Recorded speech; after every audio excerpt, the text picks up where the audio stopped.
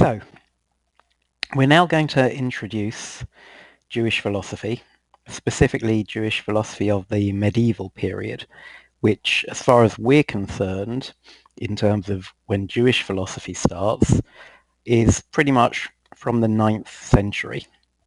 And you may recall that when we asked what is philosophy, one of the answers that was given was by a philosopher called G.E. Moore, and he pointed to his bookshelves and he said it's what those books are about. So presumably one could do the same again. One could point to a shelf, this time with the works of people like Yehuda Halevi or Moses Maimonides, the Kuzari, the Guide of the Perplexed, and one could say it's what those books are about. But of course the obvious question would be, why did I put those books on that shelf and put Plato and Descartes on the other plain philosophy shelf? There must surely be something about those books that makes them Jewish philosophy, so that I decide to put them on that shelf. And the question is, what? And this question becomes particularly difficult when you start to analyze it further. Let's take science as an example. Take Albert Einstein, who came up with the theory of general relativity.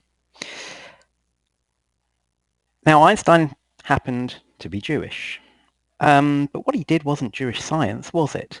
If you think about it, we would say that it couldn't have been Jewish science because there can be no such thing.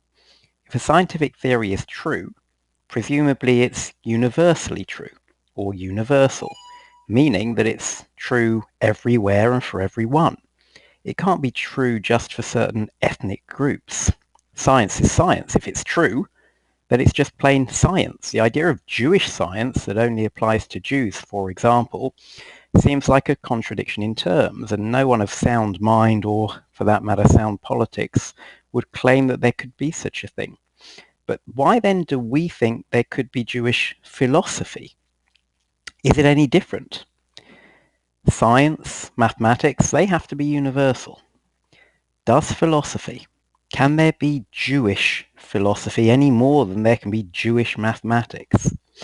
That's something you're going to think about in your next exercise.